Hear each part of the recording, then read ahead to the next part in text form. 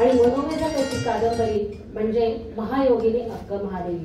तर या कादंबरीचा प्रकाशन समारंभ आज इथे संपन्न होत आहे। या कार्यक्रमानिमित्त आज इथे उपस्थित सोलापूरच्या साहित्यिका डॉक्टर स्मिता पाटील मॅडम, सौ सुरेखा बावी मॅडम, प्रकाशक श्रीयुत बाबूराव मेंदरगीकर, लेखिका डॉक्टर श्रुती वडदबाळकर, उपस्थित सर्व मान्यवर, या सर्वांचं वीरशैव विजनच्या वतीने मी प्राध्यापिका डॉक्टर शुभदा उपासे सहर्ष स्वागत करते।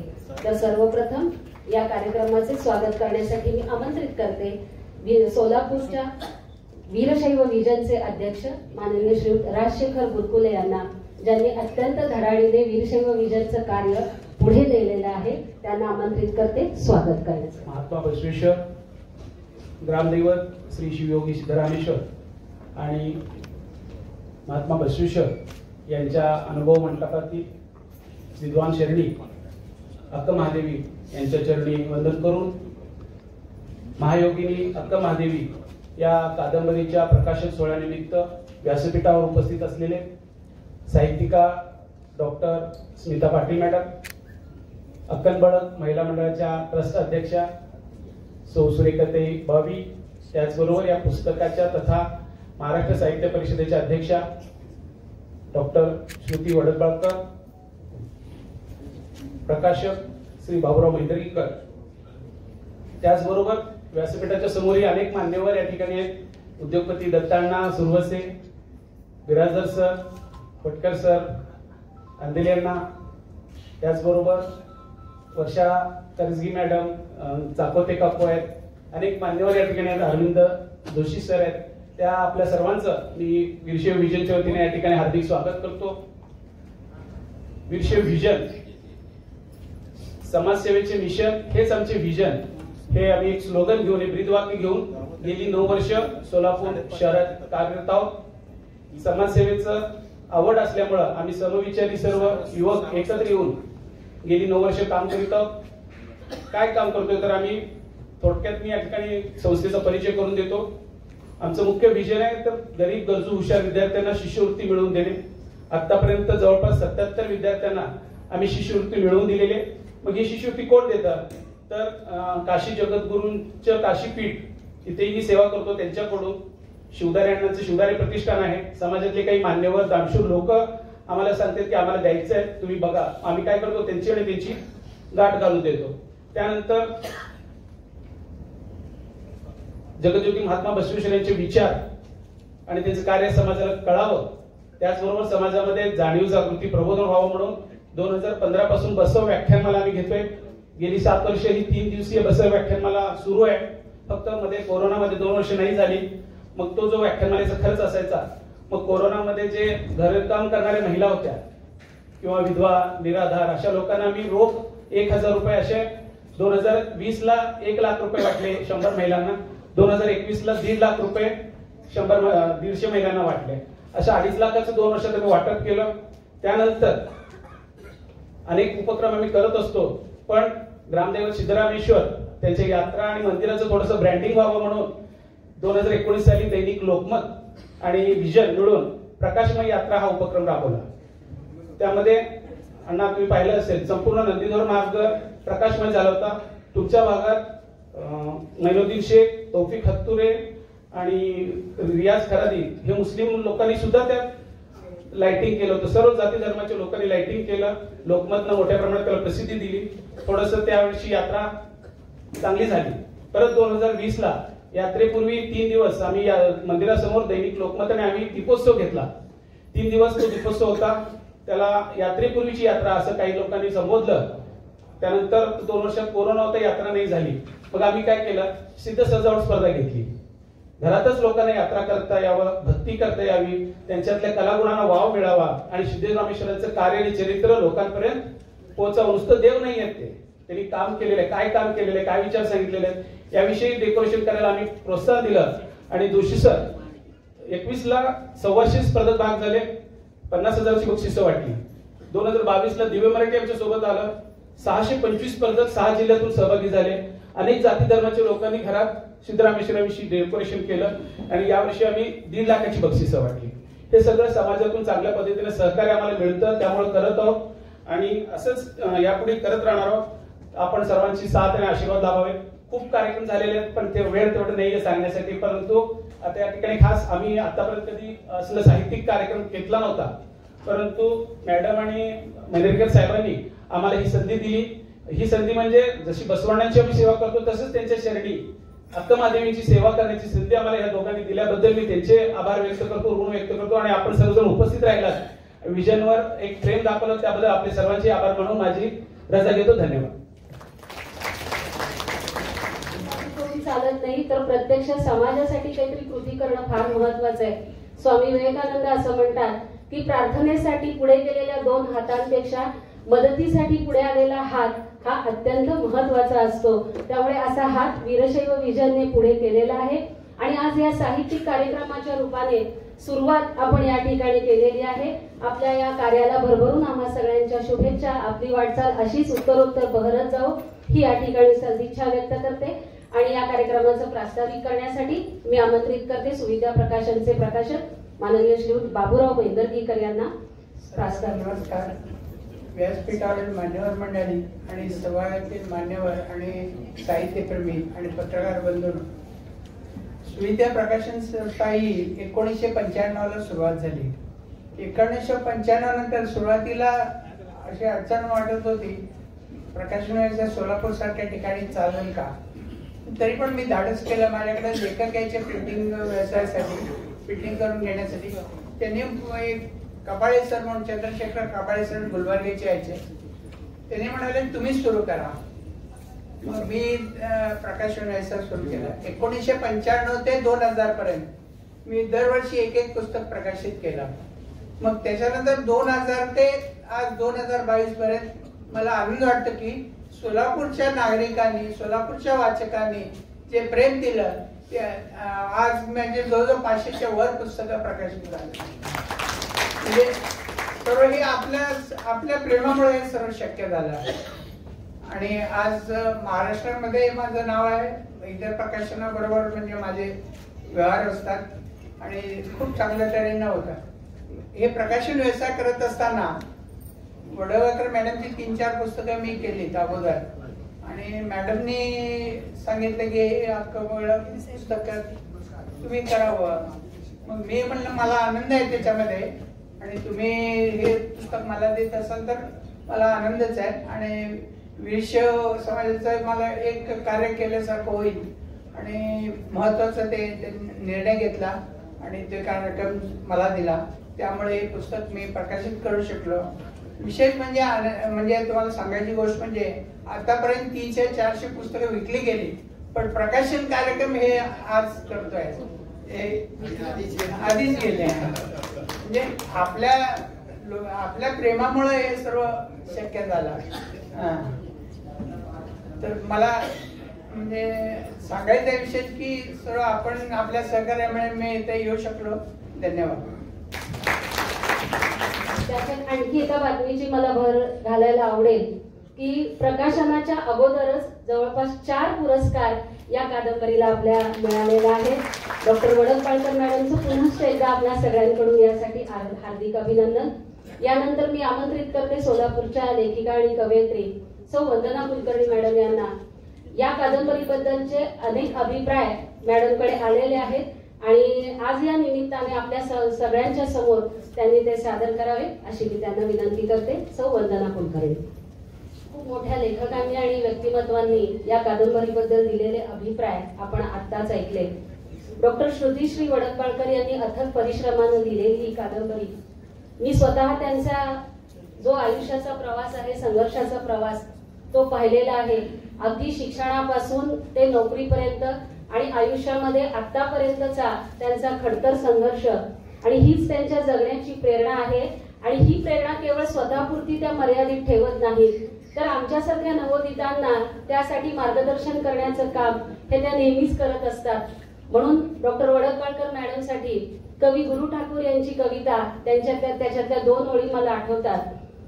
पाय असावे जमिनीवरती कवेत अंबर घेताना, पाय असावे जमिनीवरती कवेत अंबर घेताना, हसू असावे ओठावरती काळीज काढून देताना, संकटासही ठणकावून सांगावे संकटासही ठणकावून सांगावे, ये आता बेहत्तर, नजर रोखुनी नजरेमध्ये आयुष्याला द्यावे उत्तर, आयुष्याला द्यावे उत्तर. हा असं आयुष्याला उत्तर देत देत त्यांचा प्रवास या ठिकाणी इथपर्यंत आलेला आहे. आज जरी हा प्रथित यशाचा प्रवास आपल्याला दिसतो, पण त्यासाठी त्यांनी केलेला संघर्ष आपल्यालाही ऐकायला आवडेल. तर एक लेखिका म्हणून लिखाण करत असताना त्यांना आलेले अनुभव आपण त्यांच्याकडून ऐकूया. मी लेखिकेचं मनोगत व्यक्त करण्यासाठी आमंत्रित करते डॉक्टर श्रुतीशी वडकपाळकर मॅडम. नमस्कार.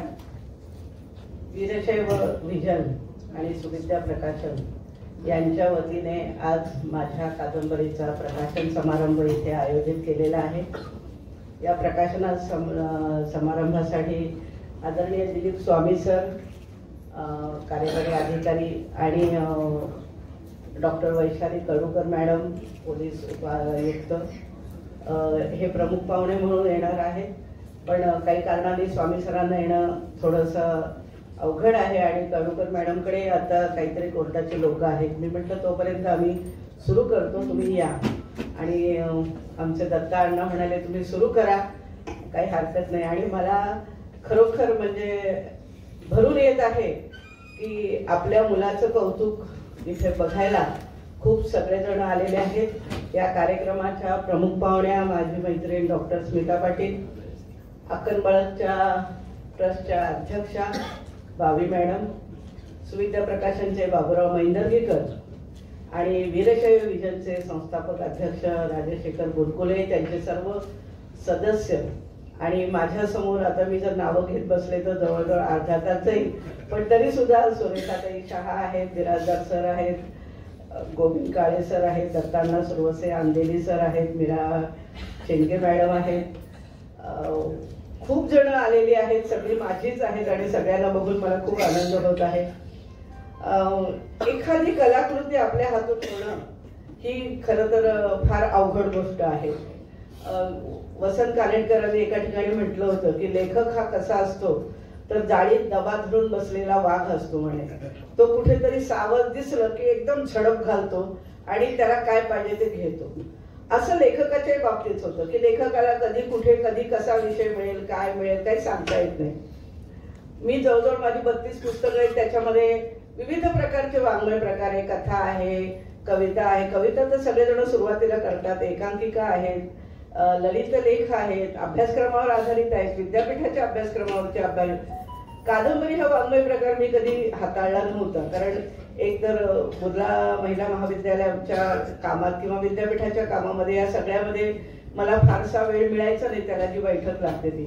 पण रिटायर्ड झाल्यानंतर थोडासा वेळ मिळाला आणि पहिली कादंबरी मी लिहिली देवलसी संत बहिणाबाई. स्त्री आत्मचरित्रावर PhD केल्यामुळे असेल किंवा एकंदरच मी एक स्त्री असल्यामुळे मला अशा स्त्रिया नेहमीच आकर्षित करतात किंवा मला आवडतात की ज्या प्राप्त परिस्थितीमध्ये फार विरोध करायच्या भानगडीत पडत नाही, पण स्वतःला जे करायचं आहे ते सिद्ध करतात. कारण विरोध करत, विद्रोह करत, बंड करत स्वतःचा वेळ आणि आयुष्य वाया घालवण्यापेक्षा ह्या लोकांना स्वीकारून आपण आपलं चालू ठेवावं, आपलं कार्य किंवा आपलं ध्येय. अशा स्त्रिया मला नेहमीच आवडतात आणि तशीच ही बहिणाबाई होती. आणि तिच्यावर पहिली कादंबरी मी लिहिली पुण्याच्या विश्वकर्माने, ती लगेच 1-2 महिन्यात ती प्रकाशित केली, त्याला 9 पुरस्कार मिळाले आणि मला थोडस जरा आत्मविश्वास आला. करोनाच्या आधी मला वाटतं 19 असेल किंवा 20च असेल, 19ला मला अक्कनबळच्या मला सोलापूरच्या मंडळाने एकदा व्याख्यानाला बोलवलं. ते अक्क महादेवीची जयंती करतात आणि मी कन्ना चौकातच राहत असल्यामुळे कुठून तरी त्यांना कळले ह्या प्राध्यापक आहेत वगैरे. मग मी त्या कार्यक्रमाला त्यांनी मला बोलवल्यानंतर मी म्हटलं मला अक्क महादेवी म्हणजे माहित नाही, मी फक्त तिचं नाव ऐकलेलं आहे आणि तिचा एक फोटो पाहिलेला आहे, मी काय बोलू त्यांच्यावर. तर त्यामुळे मॅडम तुम्ही महिलांवर बोला की तुमचा एवढा अभ्यास आहे. फक्त तिच्याविषयीची एक छोटीशी पॉम्पलेट त्यांनी मला दिलं आणि थोडीशी माहिती त्याच्यावर होती तिची, की ती असं राजाच्या दरबारात होती आणि राजा म्हणाला तिला की तुला मी एवढं सोनं दिलं, चांदी दिली, कपडे दिलं आणि तरी तुझा तू मला वश कशी होत नाहीस. तर तिने राज्य दरबारामध्ये सगळे कपडे दागिने तोंडावर त्याच्या फेकले आणि विवस्त्र होऊन ती कल्याणला गेली, असं त्याच्यामध्ये सगळं वर्णन होतं. मला इतकं कुतूहल वाटलं की 700 वर्षापूर्वी 800 वर्षापूर्वी एक 16-17 वर्षाची मुलगी अशी विवस्त्र, एवढा मोठा प्रवास, शिवमोग्गामधलं उडुतडी हे तिचं गाव, तिथून ती एकटी कशी गेली असेल. आज आमच्या कॉलेजच्या मुली पुण्याला जायचं म्हणलं रेल्वेने तरी नको मॅडम, पुण्याचं जाऊ दे, घरी जात नाहीत एकट्या, मैत्रिणी सोबत. का ग काल पिरियडला का नव्हती, सोबत नव्हती, मैत्रीण चालली, मी घरी चालले. आणि अशा काळामध्ये एवढ्या छोट्या वयातल्या स्त्रीनी एवढा मोठा कसा प्रवास केला असेल, आणि तोही विवस्त्र अवस्थेत. आणि तिथून परत तिने बसव कल्याण म्हणजे कल्याण पासून परत श्रीशैल्य मल्लिकार्जुनाला ती गेली चालत, आणि तिथल्या कदळीवनात जिथे आजही रात्रीच्या वेळी कोणी थांबत नाही, सकाळी जातात तर संध्याकाळी परत येतात. आणि तिथं 7-8 वर्ष राहून तिने साधना केली आणि तिथंच तिने समाधी घेतली. म्हणजे केवढं अलौकिकत्व आहे हे. आणि मला एक उत्सुकता निर्माण झाली आणि मी तिच्याविषयी जे जे मिळेल ते वाचायला सुरुवात केलं. आणि मग तो काळ घेण्यासाठी बसवेश्वरांचा सगळा वचनांचा म्हणा, त्यांच्या जीवनाचा म्हणा, बिराजदार सरांच्या पुस्तकाचा मला त्याच्यासाठी उपयोग झाला. मला खूप रेफरन्स बुक मिळाले. आपले R.S. पाटील सर यांनी मला सिद्धेश्वर देवस्थानातनं, शाळेतून बरीच पुस्तकं दिली, ज्यांच्याकडून मठपती मॅडम निर्मलाताई त्यांच्याकडे काही पुस्तकं होती. इरे स्वामी सरांनी मला वचनांची पुस्तकं दिली. भीमराव पाटील लातूरचे आहेत, त्यांनी मला काही पुस्तकं पाठवली. बसवराज पाटील म्हणून कोल्हापूरचे आहेत, त्यांनी काही पुस्तकं पाठवली. म्हणजे सगळ्यांकडून मी हिंदी, मराठी, इंग्लिश, कारण मला कन्नड येत नाही, पण मी सगळी वाचली, त्याचा अभ्यास केला आणि लिहावं बाबा आता ह्याच्यावर लिहायचं रोज ठरवत होते. पण देवा माझ्या पाठीशी की करोना आला आणि एकदम सगळं जग ठप्प झालं. मला अजून आठवतं की 22 तारखेपासून घरात आपल्याला सगळ्यांना बंदी आली, आपण घरात राहिलो. आणि मला 25 मार्चला मी पहिली ओळ लिहिली, म्हटलं आपण लिहूया. आणि मग 26 तारखेपासून मी तिच्या जीवनावर लिहायला सुरुवात केली. एक 50 पानं मी लिहिली आणि एके दिवशी पहाटे, म्हणजे त्यावेळी संचारबंदी होती, म्हणून सकाळी 6:30-7ला उठून निर्मलाताई मठपतींकडे गेले आणि ती 50 पानं त्यांना दिली. म्हटलं मी लिहिते ते बरोबर आहे का? त्यामुळे सगळं बरोबर आहे, पण तू ते दळण दळताना ज्वारी दळते असं दाखवलंय, कर्नाटकात ज्वारी नव्हती, तांदूळ किंवा डाळ असं काहीतरी म्हण. अरे बरोबर, ह्या बारीक बारीक गोष्टी. आणि तसा मग मी त्यांनी लिहिलं की तू अतिशय छान लिहिताय तुम्ही मॅडम, अगदी उत्कृष्ट आहे आणि तुम्ही पुढे लिहा. आणि मला तुम्हाला सांगायला खूप छान वाटेल की जवळजवळ म्हणजे 26-27 तारखेपासून मी सुरू केली कादंबरी लिहायला आणि माझी 30 एप्रिलला ती कादंबरी लिहून पूर्ण झाली. त्याच्यातले 2-3 दिवस माझे गेले, कारण त्या काळात विजयाताई झागेरदार यांचा मृत्यू झाला. ते मला खूप वाईट वाटलं. आमच्या मैत्रिणी सुरेखाताई शहा माहिती आहे त्यांना की आम्ही सगळेजण एकत्र होतो. परत अपर्णाताई रामतीर्थकर त्याच काळात गेल्या आणि हे करोनाचं वातावरण सुद्धा होतं. पण काही असो की ह्या 32 दिवसामध्ये ही कादंबरी लिहून पूर्ण केली आणि मग आता तर लिहून झाली. आणि राजेंद्र भोसले सरांना मी DTP करायला दिलं, अतिशय सुंदर DTP केलं. नंतर मी त्याच्या 10 कॉपीज काढल्या त्या DTPच्या.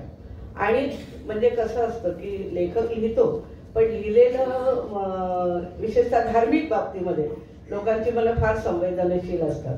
मला या लिंगायत धर्माविषयी फारशी माहिती नव्हती. माझ्या हातून काही चुका होऊ नयेत म्हणून मी याच्या 10 प्रती बीबी पुजारी संगमेश्वरचे सर, सूर्यकांत घुगरे बार्शीचे सर, श्यामाताई गोंडसे पुण्याच्या मॅडम संशोधक, अशा अनेकांना मी एक दिल्या आणि म्हटलं मला ह्याच्यातलं काय होईल सांगा. आणि अशा प्रकारे सगळ्यांनी ती कादंबरी वाचली आणि सगळ्यांनी खूप त्या कादंबरीचं कौतुक केलं. तुमची भाषा असेल, संवादशैली असेल वगैरे वगैरे. आणि मग ती कादंबरी माझी तोपर्यंत मला एकेका कादंबरीचं भाग्य असतं की मी या कादंबरीवर लिहिलेलं आहे हे कळल्यानंतर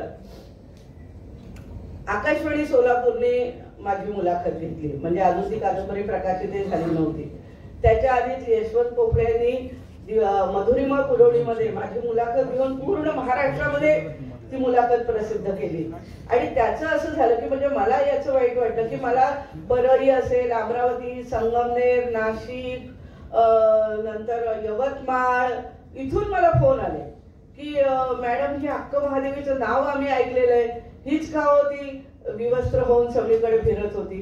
मी म्हटलं की एवढं मोठं काम आहे या स्त्रीचं आणि ह्याच्याविषयी अशी एक प्रतिमा समाजामध्ये असू नये. मग मी सगळ्यांना सांगितलं की तुम्ही जरूर वाचा आणि त्याच्याप्रमाणे ती कादंबरी म्हणजे प्रकाशित व्हायच्या आधीच ती कादंबरी जवळजवळ सगळ्यांपर्यंत गेली. आणि या कादंबरीमध्ये तुम्हाला म्हणजे हे मी कसं लिहिलं किंवा कसं सुचलं याच्याविषयी मी फक्त आधार अनेक घेतले. कुठेही चमत्कार मी दाखवलेले नाहीत. कारण अक्का महादेवींचंच म्हणणं असं होतं की मी साधना केली, योग साधना केलेली आहे त्यांनी आणि माझा कुठेही देऊळ वगैरे असू नये, प्रसिद्धी असू नये, मला हे काहीही असं नको आहे. आणि त्याचप्रमाणे तिचं जो आत्मिक प्रवास आहे तो प्रवास या कादंबरीमध्ये मी घेतलेला आहे. उडूतळीपासून ते कदळीवनापर्यंतचा हा जो तिचा प्रवास आहे, हा प्रवास एका साध्या सुध्या स्त्रीपासून एक अलौकिक व्यक्तिमत्व, अलौकिक योगिनीपर्यंत ती कशी गेली. ती एक निष्ठा ज्याला आपण म्हणतो, ती निष्ठा तिने चन्नमल्लिकार्जुनावर ठेवली होती. विशेषतः ज्यावेळेस ती कौशिक राजाने तिला राजवाड्यात नेलं त्यावेळी अनेक प्रलोभनं त्यांनी दाखवली, पण ती कुठल्याही प्रलोभनाला बोलली नाही. किंवा अनुभव मंडपात गेल्यानंतर अल्लप्रभूंनी तिची खूप परीक्षा घेतली. त्याच्या आधी किन्नरी बोम्मय्या म्हणून त्यांच्या सगळ्या शरणांमध्ये एक अतिशय देखणा आणि सुंदर तरुण शरण होता. त्याला मुद्दाम अल्लप्रभूंनी पाठवलं तिच्याकडे की तू तिला वश करतो का बघ, म्हणजे हे तिचं वैराग्य आहे, हे वरवरचं वैराग्य आहे का ती खरंच विरागी आहे, विरक्त आहे, खरंच तिचं चन्नमल्लिकार्जुनाजवळ दृढ निष्ठा आहे का हे तू बघ. आणि त्यांनी पण तिला खूप प्रलोभनं दाखवण्याचा प्रयत्न केला, पण ती त्यालाही वश झाली नाही, ती कौशिक राजालाही वश झाली नाही. कारण अगदी म्हणजे जसं तिला कळालं, जसं 3 वर्षाची असताना 11 वर्षाची असताना तिला दीक्षा दिली गेली, त्या दीक्षेपासून तिने केवळ आणि केवळ चन्नमल्लिकार्जुन हाच माझं सर्वस्व आहे, तोच माझा पती आहे, हीच दृढ श्रद्धा ठेवली. आणि त्याचे परिणाम असे झाले की तिच्यामध्ये एक प्रकारची यौगिक साधना आली. आणि म्हणून अक्का महादेवी ही आज 800 वर्षानंतर सुद्धा आज कर्नाटकामध्ये तिची गावोगावी मंडळ आहेत. मला खूप आश्चर्य वाटलं. कन्नडमध्ये तर हिच्याविषयी प्रचंड लिहिलेलं आहे, परंतु मराठीमध्ये एकही कादंबरी नाही किंवा मराठीमध्ये काहीच माहित नाही कोणाला. एकच ती तरंगिणी जी आहे ती सुद्धा महादेवी नावाच्या बेंगलोरच्या एका भक्तांनीच लिहिलेली आणि त्याचा अनुवाद मराठीमध्ये त्या शालिनी दोडबंदींनी केलेला आहे. पण एक स्वतंत्र आणि तिच्या व्यक्तिमत्वाचा एक स्त्री म्हणून असेल, एक साधक म्हणून असेल, एक योगिनी म्हणून असेल, तो प्रवास कसा असेल हा विचार करून मी तो सगळा प्रवास वर्णन केलेला आहे. जवळजवळ 450 तिची वचनं आहेत. म्हणजे मला आश्चर्य वाटतं आहे की त्या काळामध्ये 800 वर्षापूर्वी महात्मा बसवेश्वर तो जो काळ आहे ना, म्हणजे 12वं शतक आणि 13वं शतक, म्हणजे मला असं वाटतं की पूर्ण सगळीकडेच एक प्रकारची आध्यात्मिक क्रांती झाली होती. महात्मा बसवेश्वरांनी स्त्री पुरुष समानता असेल किंवा जातीयता भेदाभेद नष्ट करणं असेल, कर्मकांड नष्ट करणं असेल, कायकवे कैलास, कष्टाला महत्व दिलं पाहिजे, वेळ वाया घालवू नका तुम्ही आपल्या आयुष्यातला, हे जे सगळं तत्वज्ञान दिलं आहे. त्याच्यानंतर तेच वारकरी संप्रदायामध्ये आलं, तेच महानुभाव संप्रदायामध्ये आलं. तो सगळ्यांचा काळ एकच आहे. महानुभाव असेल, वारकरी असेल किंवा हा वीरशैव लिंगायत असेल, की ह्या सगळ्यांनीच त्या काळातल्या चक्रधर स्वामी असतील, संत ज्ञानेश्वर असतील किंवा महात्मा बसवेश्वर असतील, या सगळ्यांनीच कर्मकांडापेक्षा नामस्मरण करा, परमेश्वराची भक्ती करा. एक जरी तुम्ही एक परमेश्वर जरी कुणाला तरी एकाला, जसं यांनी शिवाला पकडलं, म्हणजे शिवाला सांगितलं की तुम्ही शिवाची पूजा करा, फक्त हातामध्ये त्राटक घ्या आणि बस, जास्त तुम्हाला मंदिरात जायची गरज नाही, कर्मकांड करण्याची गरज नाहीये, सोहळं पाळण्याची गरज नाहीये. तेच महानुभावांनी सांगितलं की कृष्णाला तुम्ही महत्व द्या. त्यांनी कृष्णाला दिलं आणि आमच्या वारकरी संप्रदायाने पांडुरंगाला दिलं की सगळे देवापुढे सगळे समान आहे. दुर्दैवाची गोष्ट अशी वाटते की 800 वर्षापासून हे सांगून सुद्धा आजही आपण कर्मकांडापासून सुटलेलो नाही. आजही आपण जातीयलाच महत्व देतो. आजही आपण स्त्री पुरुष समानता मान्य करत नाही. आजही आपण स्त्रीला कमीच लेखतो. मला आश्चर्य वाटतं की मध्ये मी एक 5-6 वर्षापूर्वी एक वाचलं होतं की आंबेजोगाईच्या दवाखान्यात एका स्त्रीला ऍडमिट केलं होतं. का तर डोक्यावरचा पदर सारखा खाली पडत होता, म्हणून नवऱ्याने एक खिळा घेतला आणि पदरासकट तिच्या डोक्यात ठेवला. कारण का आता डोक्याचा पदर खाली कसा आणायचा. म्हणजे समाज आजही असा आहे 21व्या शतकात.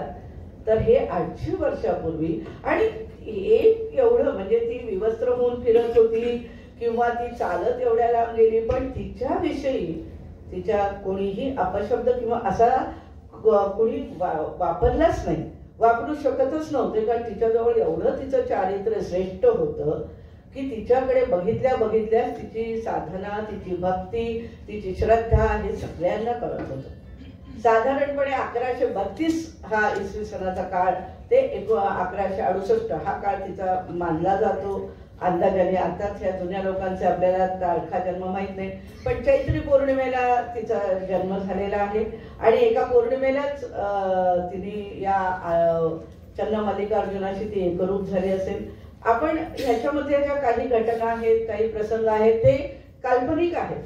की आता तिने उडुतडी ते कल्याणला जाताना मी 100 वेळा तो कर्नाटकाचा मॅप काढून बसायची की कशी गेली असेल, तिला कोणती गावं लागली असतील, मग नदी काय लागली असेल, माणसं कशी असतील, ती कसे अनुभव आले असतील तिला, सगळ्या प्रकारचे. कारण जगात सगळ्याच प्रकारची माणसं आहेत, जितकी चांगली तितकी वाईटही आहेत, तेही अनुभव तिला आले असतील. हे सगळे अनुभव लिहिताना सुद्धा कुठंही तिच्या व्यक्तित्वाला, तिच्या श्रेष्ठत्वाला कुठं काही बाधा येईल असं मला शक्यच नव्हतं. कारण ती इतकी अलौकिक व्यक्तिमत्वाची स्त्री आहे की आजही आम्ही तिच्या कार्यापुढं, कारण तशी नंतर मला तर वाटतं पूर्ण भारतातच अशी स्त्री झालेली नाही. आणि तिच्याविषयी ही कादंबरी मला लिहायला खूप छान वाटलं. खूप जणांनी मदत केली. असं म्हणजे ज्यावेळेस ते अनुभव मंडपात आली, अल्लम प्रभूंनी तिची परीक्षा घेतली, त्यावेळेस मग बसवण्णांनी तिला अक्का ही पदवी दिली. महादेवीच हे तिचं नाव आहे. आणि त्यावेळेस बसवण्णा असं म्हणाले होते की तू जी आहेस ती माझी भक्तीची शक्ती तूच, माझ्या मुक्तीची शक्ती तूच, माझ्या युक्तीची शक्ती तूच, माझ्या महाघनाच्या तेजस्वी प्रभावळीत झळकते आत्मज्ञानी महादेवी अक्काची महिमा. हे मडिवाळ माझी देवा करून समजल्यामुळे मी जगतो पुढं संगम देवा. म्हणजे इतकी ती श्रेष्ठ आहे. मला हे पण छान वाटलं की आपल्या सोलापूरचे जे सिद्धरामेश्वर ग्रामदैवत आपले आहेत ते सुद्धा त्या काळातलेच आहेत, त्यांच्या बरोबरचे आहेत. आणि तिने त्यांना बंधू मानलेला आहे. ते पण तिला त्यांचा पण उल्लेख आहे एका वचनामध्ये की अक्का तुझ्यासारखी श्रेष्ठ तूच, तुझ्यासारखं आम्हाला काहीही जमणार नाही, असं सिद्धरामेश्वर तिला एका वचनामध्ये म्हणालेले आहेत. म्हणजे लक्षात येतं की आपलं आणि त्यांचं, सोलापूरचं आणि त्यांचं खूप जवळचं नातं आहे. या सगळ्या कादंबरीमध्ये मला अनेकांनी मदत केली, अनेकांनी प्रेरणा दिली, अनेकांनी प्रोत्साहन दिलं. आणि आत्ताच वंदना कुलकर्णींनी जे अभिप्राय नंतर आले, मला विवेक घळसासी इथे डिसेंबरमध्ये मनोरमाच्या एका पुरस्काराला आले होते, त्यावेळी मी त्यांना कादंबरी दिली आणि म्हटलं मोठी आहे कादंबरी, द्यायला जरा वाटतं वेळ लागेल वाचायला, पण तुम्ही एकदा डोळ्या खालून घालावी. तर ते म्हणाले मी आता महिनाभर प्रवासात आहे, मी पुढे नागपूरला गेल्यानंतर तुम्हाला अभिप्राय कळवेल.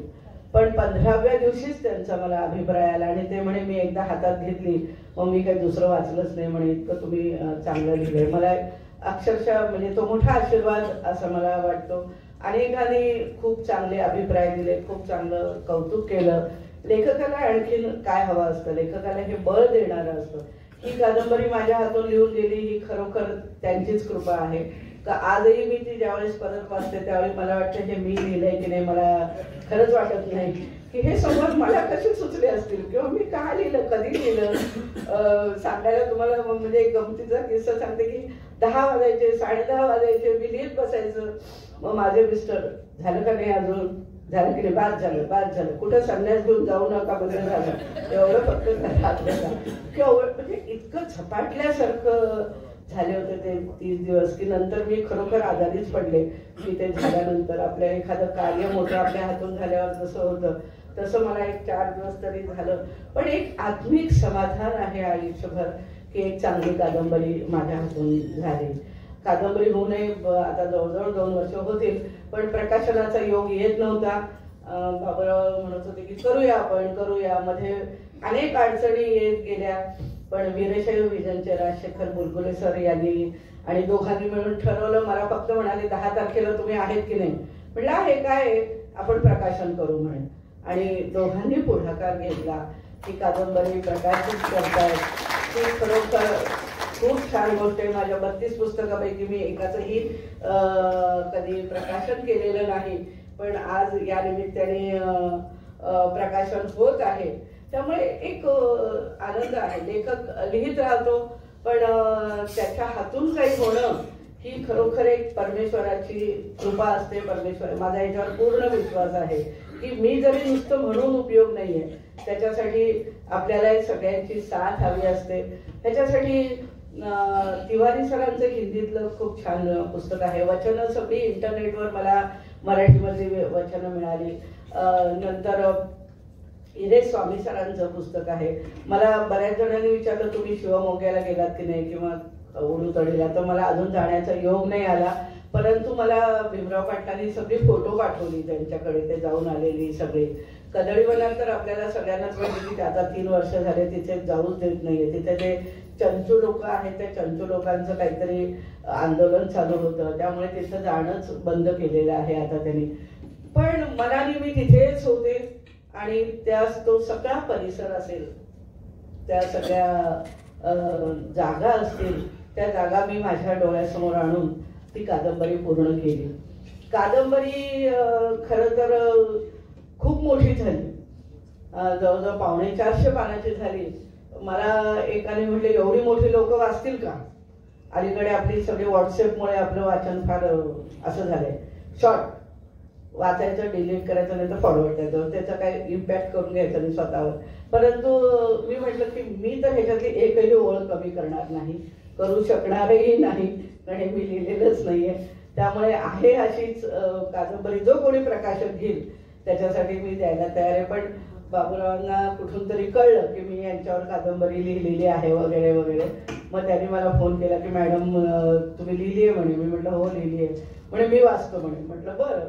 दिली. अक्षरशः त्यांनी सुद्धा 2 दिवसात ती झपाटल्यासारखी कादंबरी वाचली आणि मला म्हणाले मी ही कादंबरी करणार आहे.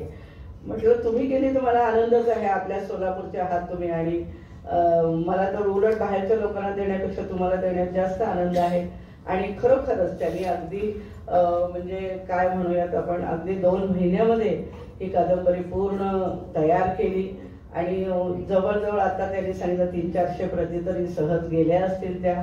ही एक अपूर्व गोष्टच आहे की आपलं एखादं पुस्तक सगळ्यांपर्यंत जावं ही एक मनापासून इच्छा असते. सगळ्यांनी ती वाचावं. आणि काय आता सगळंच काही चांगलं नसेल, काही माझ्या हातून झालं असेल तर मला माहित नाहीये की काही घटना असतील, प्रसंग असतील, परंतु शक्यतो सगळ्यातनच तिचं एक कर्तृत्व. माझी एवढीच इच्छा होती ही कादंबरी लिहिण्यामागे आणि प्रकाशित करण्यामागे की महाराष्ट्राला, मराठी भाषिकांना विशेषतः ह्या अक्क महादेवीचं महात्म्य, तिचं श्रेष्ठत्व, की एक स्त्री काय करू शकते. म्हणजे मी मुद्दामच याच्यात अनेक प्रसंग असे घातले. स्मिता पाटील याच्यावर खूप चांगलं बोलणार आहे, त्यामुळे मी त्याच्यावर जास्त बोलणार नाहीये. की एक जण तिला प्रश्न विचारतो की बायकांनी असं लग्न होऊन फिरणं योग्य आहे का, असं कोणीतरी विचारलं असेलच तिला, अशी माझी कल्पना आहे. की कुणीतरी ज्यावेळेस ती सगळीकडे कल्याणहून किंवा कल्याणला जाताना सुद्धा आपल्याकडे माहितीये की लोकांचं किती बारीक लक्ष असतं जाणाऱ्यांकडे, तर ती म्हणते अजिबात नाही, हे असं करायचंच नाही कुठल्याही स्त्रीने. जोपर्यंत तिचा मनोनिग्रह प्रबल नाही तोपर्यंत तिने वस्त्र घातलीच पाहिजे, कुणीही असो, एका मर्यादेतच राहिलं पाहिजे. त्याच्यातलं एक वाक्य आहे, मी असं म्हटलेलं आहे की ती म्हणजे अक्क महादेवी असं विचार करते आहे की मला पुरुषांनी कसंही लिहिलं तरी चालतं, पण स्त्रियांनी मात्र अंगभर वस्त्र घातलं पाहिजे. स्त्रियांना भीती कोणापासून आहे, पुरुषापासून. पुरुषांनी जर स्त्रीकडे एक मुलगी म्हणा, एक आई म्हणा, एक बहीण म्हणा या नजरेने बघितलं तर मग कशाला भीती आहे तिला. पुरुषांनी जर क्रोधावर आणि कामभावनेवर आणि स्त्रियांनी मोहावर आणि मायेवर जर विजय मिळवला तर जगणं खूप सोपं होऊन जाईल.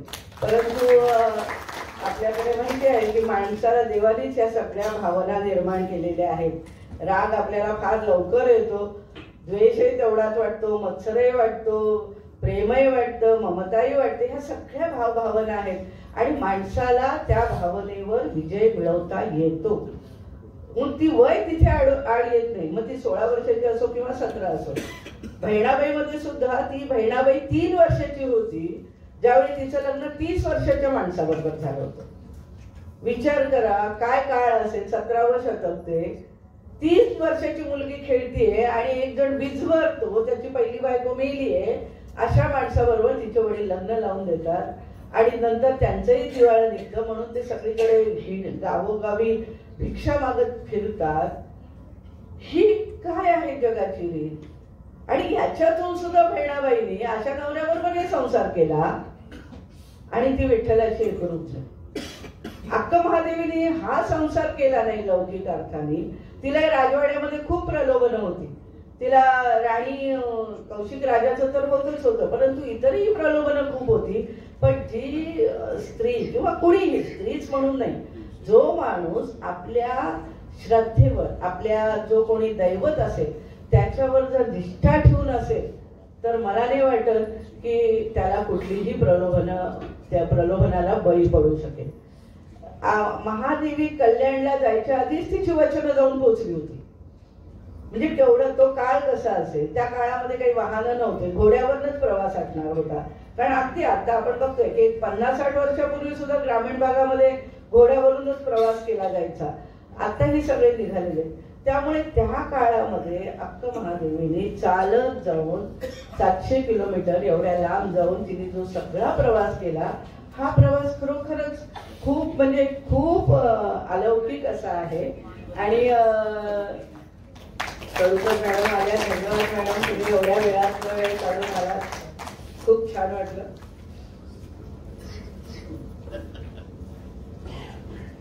अक्का महादेवीच्या सगळ्या वचनातून तुम्हाला वैराग्य दिसेल, समाजाविषयी दिसेल. मला तिचं एक वचन खूप आवडतं.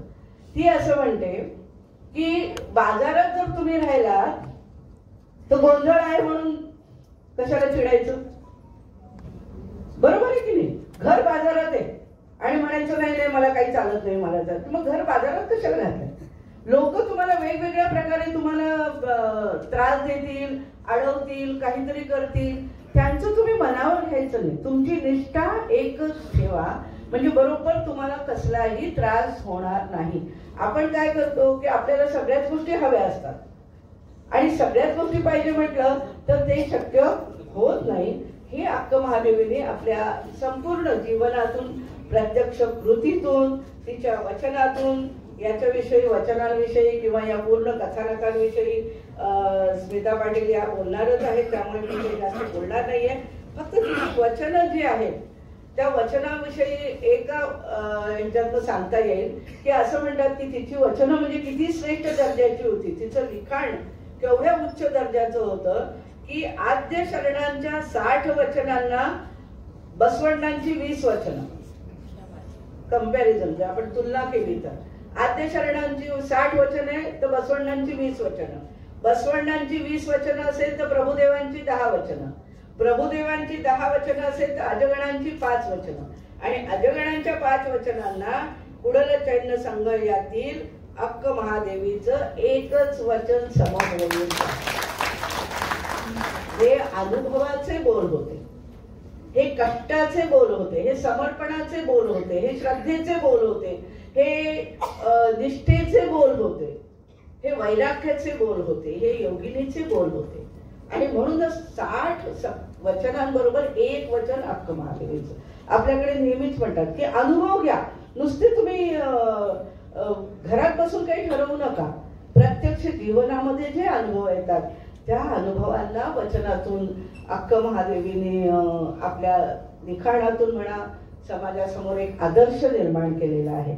अक्का महादेवीकडनं आपण काय शिकायचं आहे तर ही निष्ठा शिकायची आहे, ही श्रद्धा शिकायची आहे. आणि खरोखरच मला खूप आनंद होत आहे की स्त्रीमध्ये केवढं सामर्थ्य असतं हे आपल्याला आता करुणकर मॅडमकडनं कळतच आहे. त्यांच्या कार्यावरून गेले 2-3 वर्ष झाले त्या सोलापुरामध्ये आहेत. आम्ही एका कार्यक्रमाला एकत्र होतो, आज परत आलो आहोत. आणि स्त्रीमध्ये जर तिने ठरवलंच तर ती सगळ्या गोष्टी करू शकते. फक्त तिने प्रलोभनापासून ह्या अशा ज्याला आपण म्हणूयात की क्षुल्लक भावनांपासून तिने जर लांब राहिलं आणि आपल्या कार्यावर निष्ठा ठेवली तर अशक्य ते शक्य करता आलं, अशी तिची अवस्था असते. अक्का महादेवी ही एक केवळ लिंगायत वीरशैव लिंगायत समाजासाठीच नाही तर सगळ्या समाजासाठी, सगळ्या स्त्रियांसाठी एक आदर्श आहे. आणि मला असं वाटतं या कादंबरीच्या निमित्ताने मी थोडीफार सेवा अक्का महादेवीची करू शकले. तुम्ही सगळ्यांनी ती कादंबरी खरोखर वाचावी, त्याचा अनुभव घ्यावा अशी माझी एक कळकळीची विनंती आहे. आणि वीरशैव विजन आणि सुविद्या प्रकाशन यांची मी मनापासून आभारी आहे की आज त्यांनी हा प्रकाशन समारंभ घडवून आणला. आणि तुम्ही सगळेजणच माझ्यावर प्रेम करणारे, मला सगळ्यांची नावं इथे घेणं अशक्य आहे पण सगळे माझेच आहेत, तर तुम्ही आलात, मला खूप बरं वाटलं. धन्यवाद. धन्यवाद वडदबाळकर मॅडम. एका लेखिकेचा हा जो प्रवास होता अत्यंत मनमोकळेपणाने त्यांनी आपल्या समोर व्यक्त केलेला आहे. एका सामान्य ग्रामीण भागातील कुटुंबातील महादेवीचा अक्का महादेवी पर्यंतचा प्रवास आम्ही तुमच्या तोंडून ऐकला. कादंबरीमध्ये तर तो आम्ही वाचलेला आहेच, पण मला वाटतं एका लेखिकेच्या संवेदनशीलतेतून, अस्वस्थतेतून हे पुस्तक साकार झालेलं आहे. आणि खरोखरच तुम्हाला जो आत्मिक आनंद झाला, आम्हालाही वाचताना तो आत्मिक आनंद निश्चितपणे मिळतो आहे. हेच या कादंबरीचं मला वाटतं यश आहे. अत्यंत मनापासून आभार. आता या ठिकाणी पोलीस उपायुक्त डॉक्टर सौ वैशाली कडूकर मॅडमचं आगमन झालेलं आहे.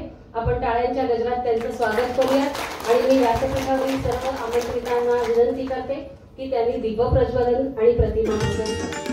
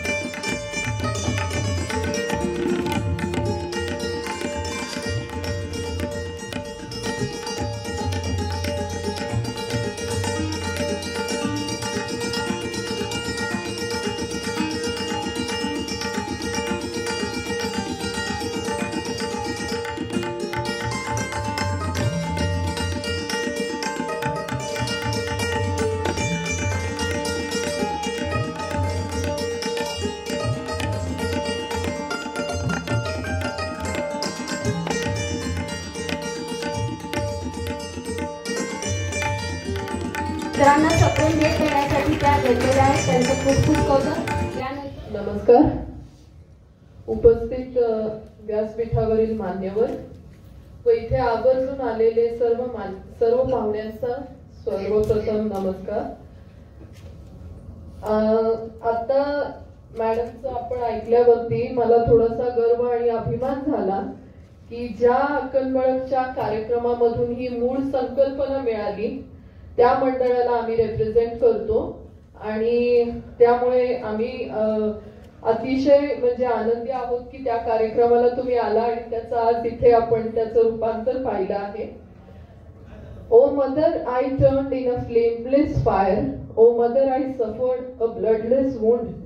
Mother, I tossed without a pleasure, loving my Lord, white as jasmine. I wandered through unlikely world. हे वचन इंग्लिश मधलं आहे अक्कमादेवी यांचं, जे आमची पिढी आम्ही जेव्हा गुगल काढतो, म्हणजे मी स्वतः पश्चिम महाराष्ट्रातून आम्ही आलेल्या मुली आज जेव्हा या अक्कलबळमध्ये काम करतो तेव्हा माझ्या सहकारी मैत्रिणी आहेत, आम्ही सर्वजण आहोत. तर आम्हाला वाचायला बेसिकली कुठलंही आम्ही गुगल काढलं टाईप केलं तर ते सगळं कन्नडमध्ये, आम्हाला कन्नडची काही एवढी लँग्वेज वाचता येत नाही. मग त्याचं हे असं ट्रान्सलेशन आम्ही वाचणार आणि नेहमी एक उत्सुकता असायची की अक्कमादेवी आहे कोण, त्याचं महात्म्य काय आहे, हे सगळं आम्ही चर्चा करायचो. मग एखाद दुसरं मराठी पान मिळायचं तितकीच माहिती. पण जेव्हा ह्या कार्यक्रमाची आम्हाला जी काही माहिती मिळाली, तुमचा व्हिडिओ पाहिला, त्याच्यामध्ये इतका आनंद झाला की अरे चला आपल्याला हे कादंबरी वाचणार आपण आणि आपल्याला याची माहिती, प्रवास, अक्कमादेवीचा प्रवास आपल्याला ऐकायला मिळणार. आणि मी आज या निमित्ताने असे सांगू इच्छित आहो की आमचं जे मंडळ जिथे 500-600 मेंबर्स आहेत त्या कार्यक्रमाला आवर्जून मी आपल्याला बोलून आमची इच्छा आहे या कमिटीची की त्या प्रत्येक सदस्याला ही माहिती पोहोचणं गरजेचं आहे, जे या पुस्तकामार्फत नक्कीच होईल. तर खरंच इतकं म्हणजे हे कार्य आता या मॅडमचं मी सगळी आतापर्यंतची स्पीच ऐकल्यावरती त्यांचा अतिशय केलेला हा कटस प्रवास आहे. त्यामुळं शत आभारी आहोत श्रुतीताई तुमचे की आमच्यासारख्या या मैत्रिणींना आणि ह्या मराठी माणसाला तुम्ही महायोगिनी अक्कमादेवीची भेट दिली व तुमचे कार्य, तुमचे समर्पण ज्याला सरांची लाभ लागली. मैंदर्गीकर सर आहेत, वीरशै विजन बुरकुले सर आहेत, सुविद्य प्रकाशन आहेत, त्यामुळे आज हा आपला समारंभ पार पडला. अक्कमादेवी प्रेरित सोलापूरचे हे आमचे मंडळ, याची माहिती थोडीफार देऊ इच्छित आहे. खरं तर सोलापूरमध्ये अक्कलबळ म्हटलं की काही नवीन नाहीये, पण आमचे हे मंडळ 50 ते 55 वर्ष कार्यरत आहे. याच्यामध्ये 500 ते 600 महिला सभासद आहेत व अनेक सामाजिक, शैक्षणिक, सांस्कृतिक कार्यक्रम हे मंडळ घेत असते. गोरगरीब मुलांना शालेय वस्तू वाटप, रिमांड होम मधील मुलांना खाऊ वाटप, अनेक महिला त्यांच्या कलागुणांना वाव देऊन त्यांना सहाय्य करणे, स्नेहालय सारख्या ज्येष्ठ नागरिक संस्थांना मदत करणे. इतकेच नाही तर कोल्हापूरग्रस्त जे काही 150 कुटुंबीय होते त्यांना पुनर्वसन वस्तू स्वतः आमची कमिटी जाऊन तिथपर्यंत पोहोचून त्यांना देऊन आली आहे. आणि 2016 मध्ये सर्वात कौतुकाची बाब आम्हाला थापण मिळाली ती म्हणजे 10,000 संस्था तिथे नाव नोंदणी केले होते. त्याच्यात आम्हाला सर्वप्रथम रमणश्री पुरस्कार गौरविण्यात आला जो बेंगलोरमध्ये झाला आणि असेच अनेक पुरस्कार सोलापूरमध्ये आम्हाला देण्यात आले. मंडळाच्या ट्रस्टच्या अध्यक्षा आता जे काही मॅडम बोलत होत्या की त्यांना अशा महिला आवडतात की जे आहे त्या परिस्थितीत बाहेर येऊन सगळ्यांना काढतात, घेतात. त्याचं उदाहरण सुरेखा बागे आंटी आहेत, ज्यांनी आमच्या लिंगायत महिलांना घराबाहेर काढून त्यांना प्रेरित करून हे आमचं कार्यक्रम अगदी जूनच्या योगा दिवस पासून ते एप्रिलच्या अक्कमादेवी जयंतीपर्यंत प्रत्येक महिन्याला चालू असते. याच्याबरोबर आमची 20 जणांची कमिटी आहे जे अतोनात प्रयत्न करतात, कार्यक्रम सक्सेसफुल बनवतात. आणि आज या निमित्ताने बुरकुले सरांनी आम्हाला ही संधी दिली, इथे बोलवलं, त्याबद्दल आम्ही मनपूर्व आभारी आहे. आणि अक्कमादेवीचा या जीवन प्रवास आम्ही नक्की वाचणार आहोत आणि आमच्या कार्यक्रमाला तुम्हाला नक्की आमंत्रित करणार आहोत. धन्यवाद. जशी वडपळकर मॅडमना प्रेरणा मिळाली तशीच अनेक जणांना यातून प्रेरणा मिळावी ही सदिच्छा या ठिकाणी व्यक्त करते आणि आमंत्रित करते डॉक्टर स्मिता पाटील या मॅडम यांना की त्यांनी त्यांचं मनोगत. सर्वांना नमस्कार. मंचावर उपस्थित असलेल्या ज्यांच्या पुस्तकाचं आता प्रकाशन झालं अशा आदरणीय ज्योतिश्री वडलपाळकर मॅम, सुरेखाताई बावी, दत्तांना सुरवसे सर, सुविद्या प्रकाशनचे सर्व असणारे आदरणीय महेंद्रगीकर सर, ज्यांनी हा कार्यक्रम आयोजित केला आहे असे आयोजक बुरकुले सर आणि इथे मंचावर असणारे सर्व उपस्थित आणि सभागृहात सुद्धा खूप सगळे ज्येष्ठ साहित्यिक उपस्थित आहेत. सर्वांची नावं नाही घेतली तर काही नावं मी घेऊ शकते.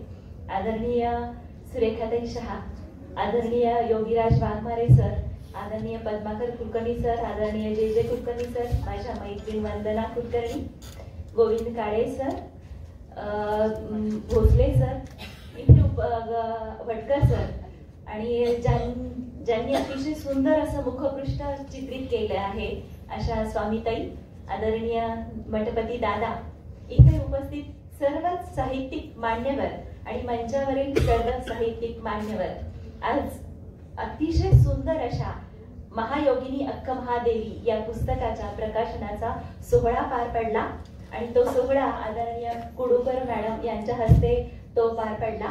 त्यांची आज मोलाची उपस्थिती इथे लाभलेली आहे. इतक्या बिझी शेड्यूल मधून सुद्धा त्या इथे आलेल्या आहेत. तर आज आपण आपल्या सर्वांच्या साक्षीने अतिशय सुंदर अशा ग्रंथाचं प्रकाशन इथं आता नुकतंच पार पडलं. खरं तर हा ग्रंथ अतिशय महत्वाचा ग्रंथ आहे, कारण या ग्रंथामुळे मराठी साहित्य विश्वाला, मराठी मुलखाला, मराठी मातीला कर्नाटक स्थित अक्क महादेवी यांचं व्यक्तिमत्व समजणार आहे, व्यक्तिचित्रण करणार आहे आणि त्या किती मोठ्या संत होत्या आणि त्यांनी काय काय केलं आणि त्या कशा या आध्यात्मिक क्षेत्रातील उच्च स्थानापर्यंत कशा पोहोचल्या हे सगळं वर्णन या कादंबरीत आहे.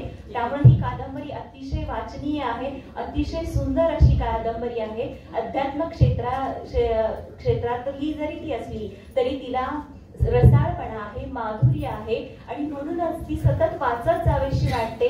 तिच्यामध्ये अतिशय सुंदर अशी उत्सुकता भरलेली आहे की वाचक प्रत्येक गोष्टीमध्ये ते वाचत जात असतो.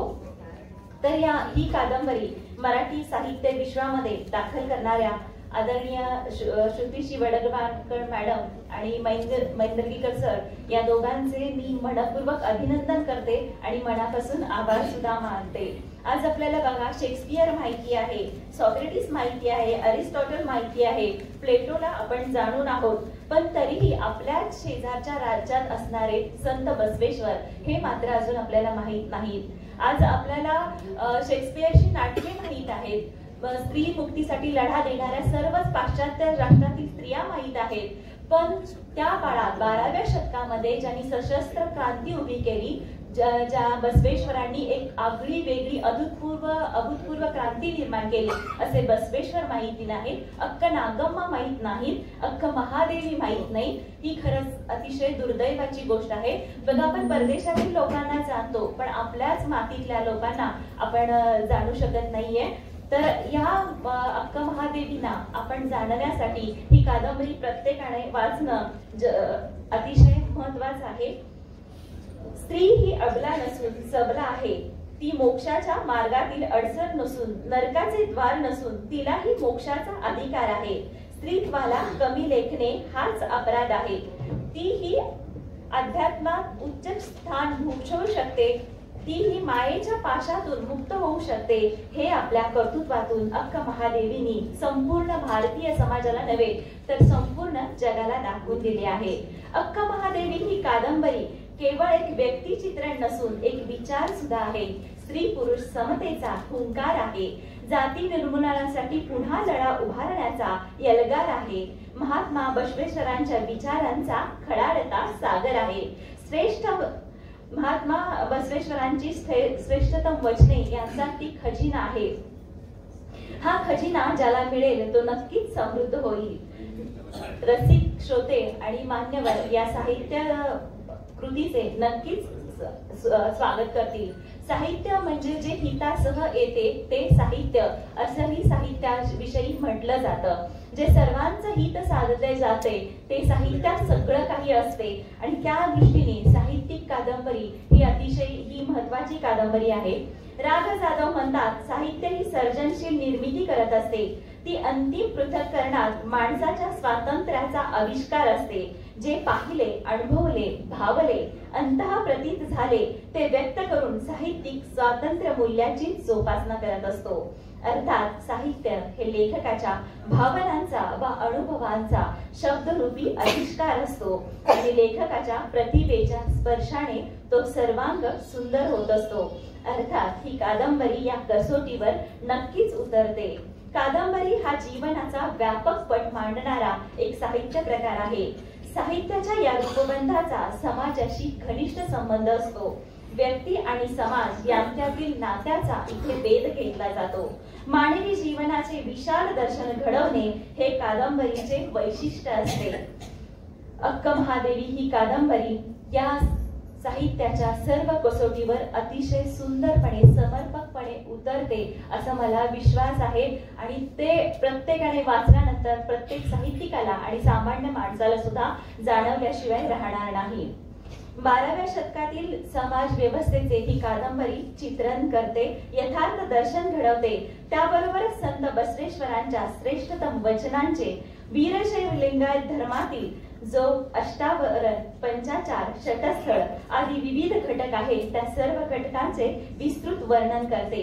अक्क महादेवी या एकाच आशय सूत्राभोवती गुंफलेली ही कादंबरी भारतीय संस्कृतीतील सर्वश्रेष्ठ अध्यात्माचेही तितकेच समर्थन करते, प्रतिनिधित्व करते. 12व्या शतकामध्ये संपूर्ण भारत हा एका वेगळ्याच भावनेने भारला गेला होता. त्या काळात विविध पंथ आकाराला आले होते. शैव पंथ, वैष्णव पंथ, कापालिक, नाथपंथ असे सगळे विविध पंथ त्या काळात आकार घेत होते. परंतु त्याच काळात समाजाच्या वरच्या स्तरावर हे सगळे पंथ त्यांचं तत्वज्ञान मांडत होते. पण सामान्य माणूस मात्र अतिशय दुर्दैवी जीवन जगत होता. खरे तर तो काळ भौतिक समृद्धीचा काळ होता. परंतु त्याच काळात व्रत, वैकल्य, पाप, पुण्य, मोक्ष, स्वर्ग, नरक, कर्मकांडांचा अतिरेक या सगळ्यामुळे समाज भरकटला गेला होता आणि समाजाला नक्की जीवनाची दिशा कोणती हे समजेनासे झाले होते. मोक्षाचा अधिकार हा सर्वसामान्य माणसांना नाकारलेला गेला होता. स्त्रियांनाही तो नाकारलेला गेला होता.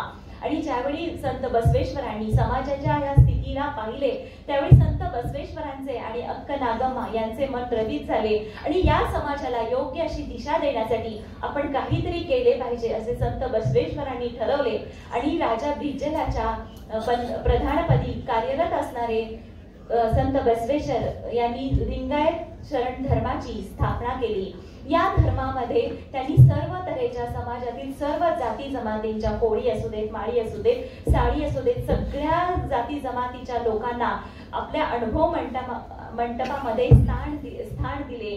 आणि मग हे सगळे सामान्य लोक की ज्यांचा म्हणजे उच्चतम अध्यात्माशी काहीही संबंध नाही अशा सामान्य लोकांनी एकत्र येऊन अनुभव मंडपामध्ये विविध प्रश्नांवरती चर्चा केली आणि त्या चर्चेतून काही तत्व निर्माण केली आणि ती तत्व पुढे बसवेश्वरांनी अलमप्रभूंनी ती तपासून घेतली आणि त्या तत्वांचं वचनांमध्ये रूपांतर केलं. ह्या वचनांमध्ये इतकी सुंदरता आहे की जी सुंदरता प्रत्येक व्यक्तीच्या अंतःकरणाला स्पर्श करते आणि प्रत्येक व्यक्ती ह्या वचनांमुळे प्रभावित होते.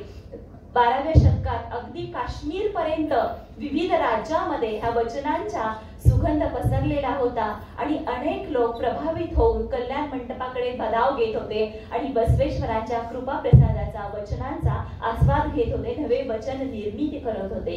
स्पृश्यता, भिटाळ, जातीभेद या सगळ्यांचा अगदी कडेलोट झाला होता आणि अशा काळामध्ये आपलं म्हणून आपल्याला आधार देणारं कुणीतरी गवसलेलं होतं या समाजाला आणि म्हणूनच संत बसवेश्वरांच्या ओढीने अनेक लोक या कल्याण मंडपामध्ये येत होते आणि विविध जाती जमातींचे लोक मांडीला मांडी लावून बसत होते. संपूर्ण जातीच्या भिंती कोसळू देणं आणि संपूर्ण समाजाला एकाच सूत्रात गुंफण्यासाठी लिंगायत वीरशैव धर्माची संत बसवेश्वरांनी स्थापना केली होती. ह्या वचनांचा सुगंध अक्क महादेवीच्या घरापर्यंत सुद्धा पोहोचलेला होता आणि म्हणूनच अक्क महादेवीचे पिता निर्मल शेट्टी आणि माता सुमती देवी या दोघांनीही या वीरशैव लिंगायत धर्माचा स्वीकार केला होता. त्यांच्या घरामध्ये सतत वचनांचा जागर होत होता आणि ही वचनं ऐकतच अक्क महादेवी लहानाची मोठी झाली. ज्यावेळी अक्क महादेवी लहानाची मोठी होत होती त्यावेळी सतत तिच्यावर या वचनांचा प्रभाव होता, सतत आध्यात्मिक वातावरणाचा परिणाम होता. आणि तिथेच चन्नमल्लिकार्जुनाच्या मंदिरामध्ये श्री गुरुलिंग देव हे सर्वांचे गुरु तिथेच प्रवचन वगैरे देत होते. ह्या सगळ्याचा परिणाम या छोट्याशा 10 वर्षाच्या अक्क महादेवीवरती अतिशय सुंदर झाला.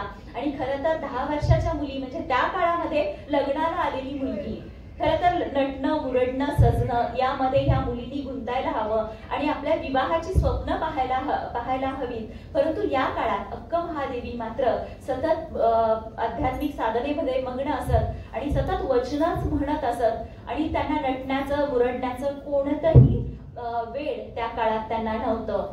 आणि ज्यावेळी त्यांना इष्टलिंग दीक्षा देण्यात आली त्यावेळी श्री गुरुलिंग देवांनी सांगितलं की अक्क महादेवी आता तू वधू झाली आहेस आणि इष्टलिंग म्हणजे मल्लिकार्जुन हाच तुझा वर आहे आणि तुमच्या दोघांचा विवाह पार पडलेला आहे आणि देह हा नश्वर आहे, ईश्वर मोक्ष हाच महत्वाची गोष्ट आहे आणि इष्टलिंग हेच महत्वाचे दैवत आहे. तर तू ह्या मल्लिकार्जुनाची सती हो आणि आध्यात्मिक साधनेमध्ये तुझा संसार कर, तू महान सती हो असा आशीर्वाद दिला. हा आशीर्वाद दिल्यानंतर अक्क महादेवीचं जीवन पूर्णपणे बदलून गेलं आणि चन्नमल्लिकार्जुन हाच माझा पती आहे आणि माझं सगळं जीवनच मी त्याला समर्पित केलं आहे असा आपल्या मनामध्ये अक्क महादेवीनी ठाम निग्रह केला. आणि ज्यावेळी ह्या 10 वर्षाच्या मुलीला इतर ठिकाणची स्थळं यायला लागली त्यावेळी अक्क महादेवीनी या स्थळांना नकार दिला आणि मी विवाहित आहे आणि चन्नमल्लिकार्जुन हाच माझा पती आहे आणि आता लौकिक अर्थाने जरी माझा तो पती नसला तरी हाच माझा अलौकिक पती आहे आणि माझा संसार त्याच्याबरोबर सुरू आहे आणि मी कुठलाही विवाह इथून पुढे करणार नाही असं अक्क महादेवी सांगतात. खरं तर अक्क महादेवींच्या आईला सुमती देवींना आपल्याही मुलीचा विवाह व्हावा, तिला 2 मुलं बाळ व्हावीत आणि तिचा सुंदर असा संसार व्हावा हे वाटणं अगदी साहजिकच होतं. परंतु तरी सुद्धा अक्क महादेवींनी ज्यावेळी विवाहाला नकार दिला त्यावेळी अप्पांनी म्हणजे अक्क महादेवीच्या पित्यांनी आईला सुमती देवींना सांगितलं की आपली मुलगी ही वेगळी मुलगी आहे, ती असामान्य आहे, ती एवढ्याशा वयातच 16व्या वयातच ती काम क्रोध लोभ मय मत्सर या सगळ्यांपासून ती दूर झालेली आहे आणि तिने या सगळ्यांवरती विजय मिळवलेला आहे. तर आपल्या पोटी एक अलौकिक अशी वेगळी असामान्य अशी कन्या आलेली आहे आणि तिच्याकडे आपण लग्नाचा प्रस्ताव मांडणं आणि तिला विवाहाचा तिच्या पुढे हट्ट धरणं हे चुकीच आहे. मग सुमती देवी ही हे जाणून घेतात आणि मग त्याही शांत राहतात. पण एके दिवशी उडूतुडूचा राजा कौशिक हा अक्क महादेवीच्या काही निमित्ताने वाड्यावर येतो आणि त्याचा सत्कार समारंभ सुरू असतो आणि महादेवी वरती उभारलेल्या असतात आणि नकळत तर त्यांच्या हातातलं त्याच्या मैत्रिणीचं बाळ रडतं आणि राजाची नजर माडीवर उभ्या असलेल्या अक्क महादेवींकडे जाते. तर अक्क महादेवींना अलौकिक सौंदर्य लाभलेलं असतं. अतिशय गोरापाण रंग, बांधे सूत त्यांची शरीर रचना, गुडघ्यापर्यंत असलेले केश, त्या अद्वितीय सौंदर्याकडे कौशिक राजा मोहित होतो, पाहतच राहतो आणि मग हा राजा मनामध्ये ठरवतो की हीच माझी पुढची पट्टराणी असेल. खरं तर ह्या राजा कौशिकाला 10-12 पत्नी असतात, त्याचा भव्य राजवाडा असतो, त्याच्या भिंतीला सगळी संपत्ती असते, पण तरी सुद्धा अक्क महादेवीच्या अलौकिक सौंदर्याने तो प्रभावित होतो आणि तिच्या घरी विवाहाचा प्रस्ताव पाठवतो. त्यावेळी सगळ्यांना माहित असतं की राजा कौशिक काय आहे, स्त्रीलंपट आहे, तर अशा राजाशी सुद्धा माझ्या मुलीचा विवाह होऊ नये असं अप्पांना अगदी मनातून वाटत असतं. परंतु राजाच तो साम दाम दंड भेद सगळे उपाय वापरतो आणि अक्क महादेवींना त्यांच्या घरावरती पहारा बसवतो, त्यांच्या माता पित्यांना बंदी करतो आणि राजवाड्यात घेऊन जातो. त्यावेळी अक्क महादेवी फार संकटात सापडलेल्या असतात. स्वतःच्या माता पित्याला राजाने बंदी केलेले असते आणि माता पित्यासाठी त्यांचं मन तुटत असते. अशा वेळी ज्या गुरुदेवांनी तिला दीक्षा दिली त्या त्यांना सांगतात की तू राजा पुढे असे 3 वर मांड की ज्याच्यामुळे ते वर राजाला पूर्णच करता येऊ नयेत आणि ते वर पूर्ण त्या अटी पूर्ण केल्या तरच मी तुझ्याशी विवाह करेन असं तू राजाला सांग. राजाचा प्रधान वसंतक आणि ते सगळे राजाला सांगतात की अक्क महादेवींनी काही आपणास अटी घातलेल्या आहेत, तर त्या स्वीकारल्या तर त्या तुमच्याशी विवाहाला तयार होतील. त्या सगळ्या अटी सविस्तर सांगितल्या जात नाहीत आणि राजा विवाह म्हणजे ह्या अटी मान्य करायला तयार होतो. अक्क महादेवी मग आपल्या छोट्याशा घरातून राजवाड्यावर राहायला जातात. तिथे गेल्यानंतर प्रचंड वैभव असतं, घरादाराचे पकवान असते, अतिशय सुंदर असे महाल असतात, सुंदर अशा फुलांचे उद्यान असतात. एक कुठल्याही सामान्य स्त्रीला राजा हा पती मिळणं आणि राजवैभव मिळणं ही किती मोठी संधी असते. परंतु अक्क महादेवी मात्र ही संधी नाकारतात आणि त्या राजाशी विवाह करायला नकारच देणार असतात. परंतु त्यांना आई वडिलांची सुटकेसाठी ह्या 3 अटी घालून राजवाड्यावर यावं लागतं. राजवाड्यावर आल्यानंतर सुद्धा अक्क महादेवी विरागी जीवन जगतात. तिथे आपला जंगम पाद्यपूजा दासोह या लिंगायत शरण धर्माचं पूर्णपणे पालन करतात.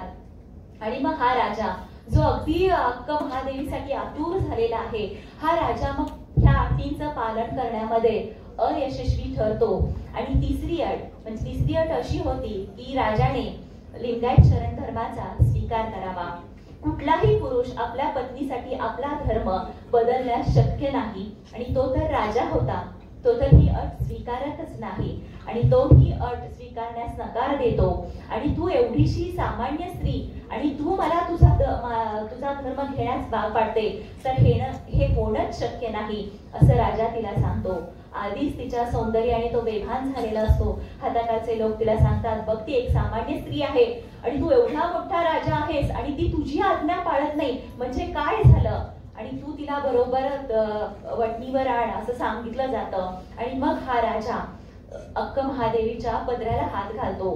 त्यावेळी अक्क महादेवी ते नेस्त वस्त्र अतिशय संतापतात, त्यांचा तीळ पापड होतो आणि ते नेस्त वस्त्र राजाच्या तोंडावर फेकतात आणि तू माझा वस्त्र अंगावरचं खेचू शकशील, पण माझ्यातला संयम, माझ्यातली चिकाटी, माझ्यातलं दिव्यत्व, माझ्यातले गुण यावरती तू कंट्रोल करू शकणार नाहीस, यावरती तू नियंत्रण करू शकणार नाहीस असं राजाला सांगतात. आणि त्या निर्वस्त्रपणे दिगंबर अवस्थेमध्ये राजवाड्याच्या बाहेर पडतात. बघा केवढी मोठी गोष्ट आहे. आता श्रुतीताईंनी सांगितलं की कॉलेजच्या पोरी अगदी कॉलेजमधून घरी जाताना सुद्धा मैत्रिणीला सोबत घेतल्याशिवाय जात नाहीत. आणि त्या काळामध्ये 12व्या शतकामध्ये एक स्त्री अंगावरच्या वस्त्राचा त्याग करते, निर्वस्त्र होऊन राजमहालाच्या बाहेर पडते आणि कल्याण मंडपाच्या दिशेने निघते. खरं तर हे अंतर 300 ते 400 किलोमीटर अंतर आणि त्यावेळी वाहनाची सोय नव्हती. चालत अक्क महादेवी निघालेल्या होत्या.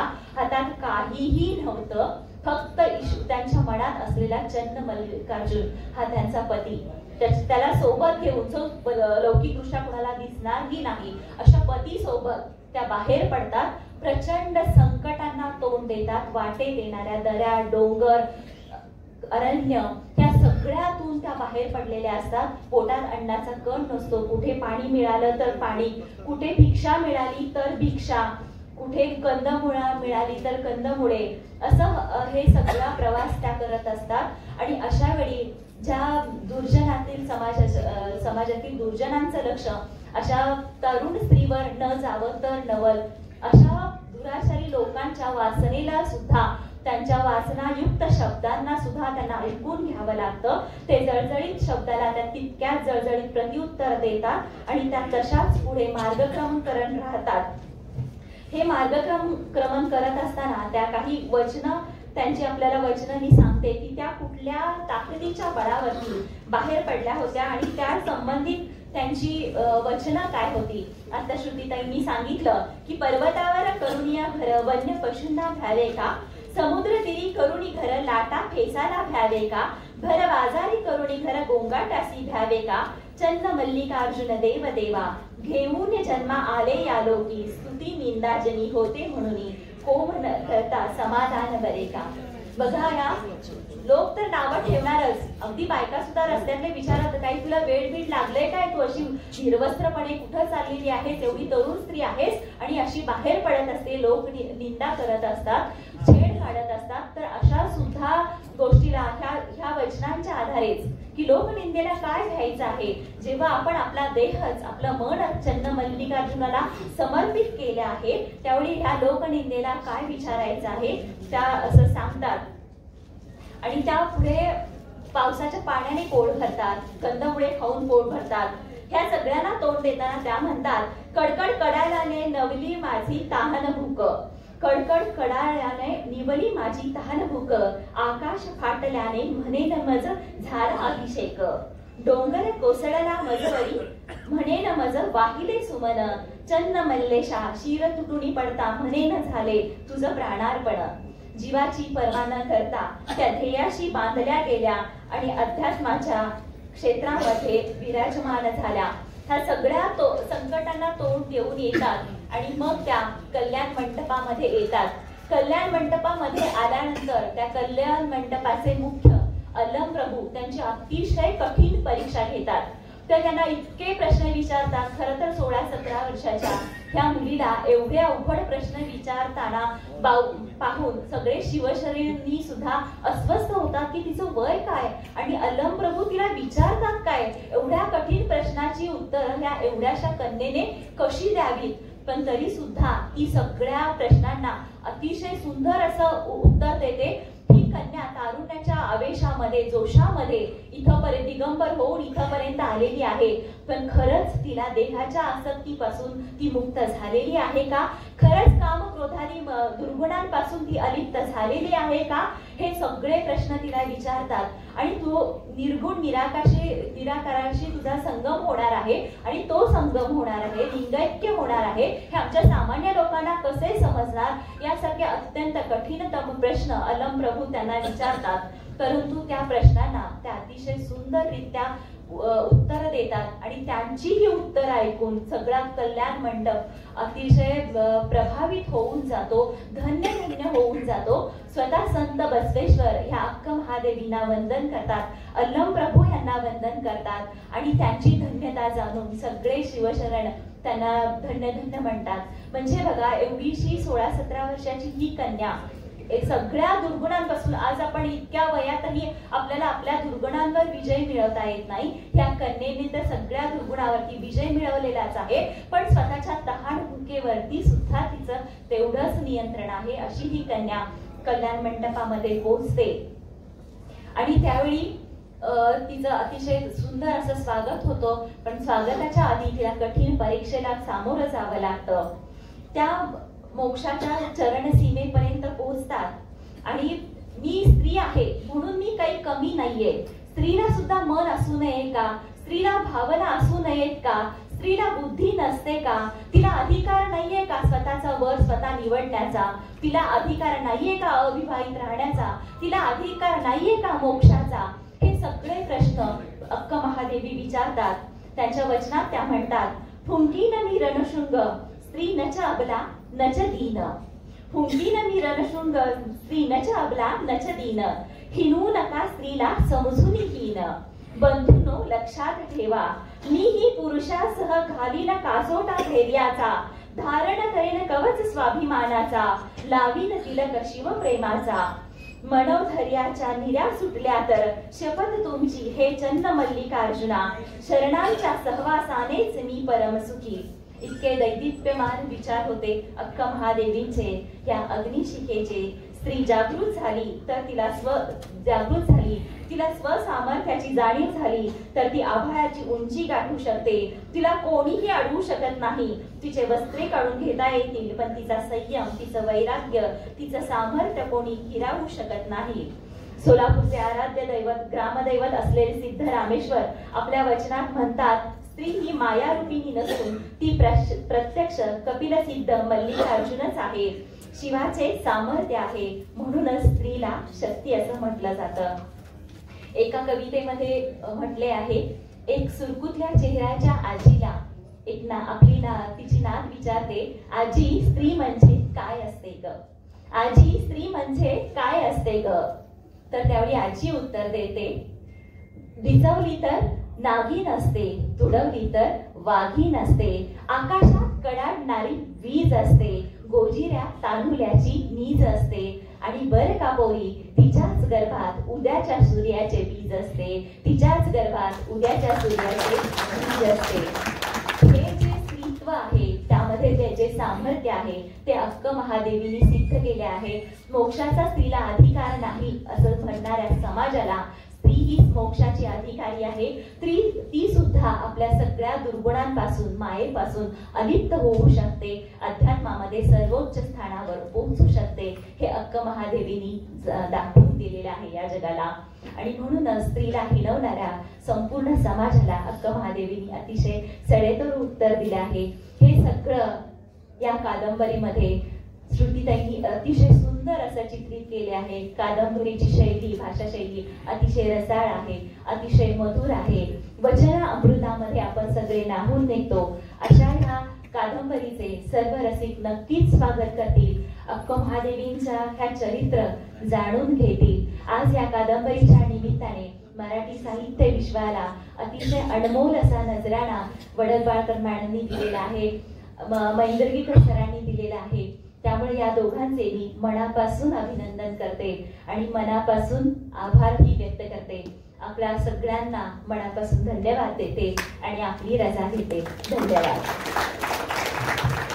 कादंबरीविषयी आणि अक्क महादेवींच्या व्यक्तिमत्वाविषयी अत्यंत बारकाईने त्यांनी आपला अभ्यासपूर्ण असं म्हणून आज या ठिकाणी डॉक्टर श्रुतीश्री वडलबाळकर लिखित महायोगिनी अक्क महादेवी या कादंबरीचं प्रकाशन झालं आणि या प्रकाशन समारंभाकरिता व्यासपीठावरील उपस्थित मान्यवर श्रुतीजी, सुरवसे साहेब, डॉक्टर स्मिता पाटील मॅडम, मागे मॅडम, त्याचबरोबर या कादंबरीचे प्रकाशन ज्या प्रकाशन संस्थेमार्फत झालं त्या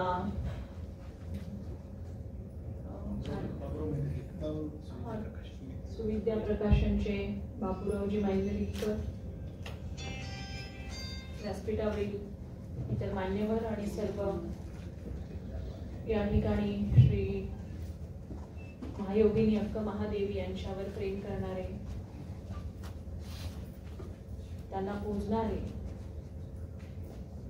आपण सर्वजण. माझा देखील या अध्यात्माशी किंवा महायोगिनी अक्क महादेवी यांच्याशी अजिबात परिचय नाही म्हटलं तरी चालेल. श्री बसवेश्वर महाराज यांच्याबद्दल थोडीफार माहिती आहे, ती पण माझे बरेच मित्रमैत्रिणी लिंगायत समाजाच्या आहेत. गडहिंग्लज हे माझं माहेर अगदी कर्नाटकच्या बाउंड्रीला आहे आणि माझ्या गावामध्ये बराच मोठा लिंगायत वैष्णव समाज आहे. एवढ्यापुरती माझी ओळख. आणि बसवेश्वर जयंतीच्या वेळेला बंदोबस्त करावा लागतो याबाबतची आस्था. या दोनच फ्रंटवर माझी अल्पसा परिचय श्री बसवेश्वर स्वामीजी. आणि जेव्हा मला निमंत्रण द्यायला मैंदर्गीकरजी आले त्यावेळेला त्यांनी पुस्तक मला दिलं. त्यावेळेला पहिल्यांदा माझा परिचय या कादंबरीशी झाला आणि त्यावेळेला मी ते गेल्यानंतर एक 5-10 मिनिटं बसून ते पटपट असं हे केलं, चाललं पुस्तक. आणि आपल्या विद्यापीठाचे पहिले कुलगुरू यांनी लिहिलेलं त्यांचं मनोगत मी वाचलं. आणि आता स्मिता पाटील मॅडमनी वाटतं अजून एक कादंबरी लिहिली जाईल एवढं मोठं त्यांच्याविषयी आपलं मनोगत व्यक्त केलं. आणि मग हा विचार मनात आला की म्हणजे जसं एका युगाची सुरुवात, नवीन युगाची सुरुवात त्या व्यक्तीपासून होते, तेव्हा त्या युगाला किंवा त्या नवीन युगाला किंवा त्या नवीन युगाची सुरुवात करणाऱ्या व्यक्तीला युगपुरुष म्हणून संबोधलं जाते.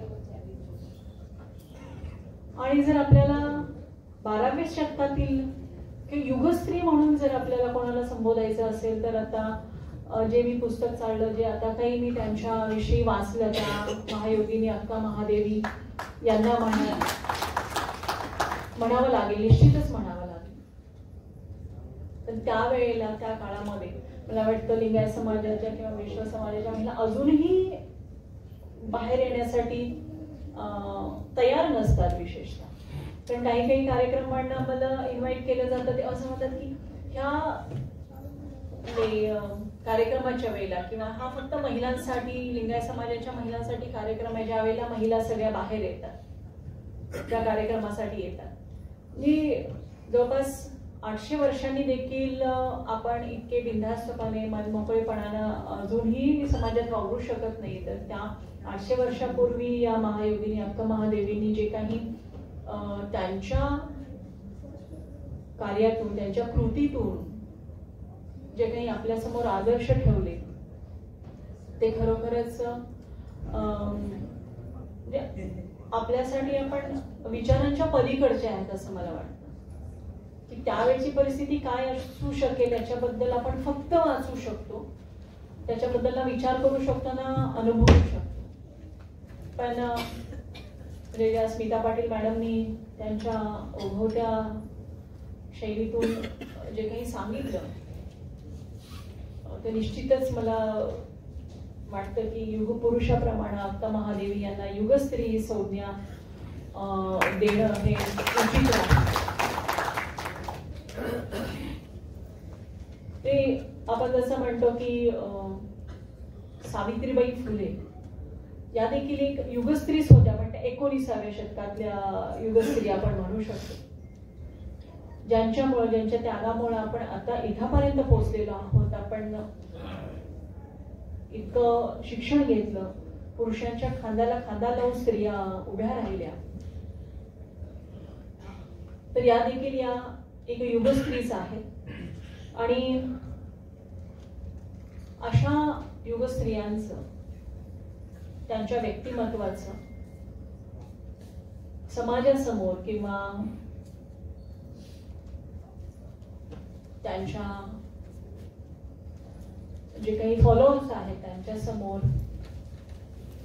ते व्यक्तिमत्व कसं असेल हे मांडण्याचा एक प्रयत्न श्रुतीजींनी केलेला आहे. लेखक असो अथवा लेखिका असो, एखाद्या व्यक्तिमत्वाबद्दल लोकांनी काय विचार करावा किंवा त्याच्याबद्दल काय जाणून घ्यावं हे फक्त ते लेखक किंवा लेखिकाच ठरवू शकतात. त्यांनी ज्या पद्धतीचं वर्णन त्या व्यक्तिमत्वाचं केलेलं आहे ते वर्णन आपण डोळ्यासमोर आणतो, ते वर्णन आपण पाहतो, ते वर्णन आपण आचरणात आणतो. तर मला वाटतं श्रुतीजींनी ज्या पद्धतीने हे जे एका व्यक्तिमत्वाचं, महान व्यक्तिमत्वाचं वर्णन या कादंबरीमध्ये केलेलं आहे, निश्चितच मला वाटते प्रत्येक वाचकांसाठी एक चांगली भेट आहे दीपावलीनंतरची.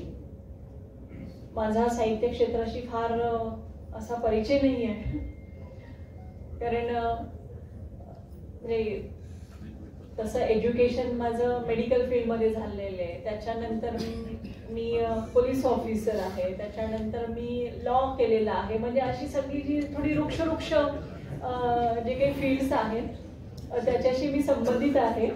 त्यामुळे असं स्मिता पाटील मॅडमचे शब्द असे मला असं इकडून असं होसे मारत होते की म्हणजे खूप छान बोलल्या त्या.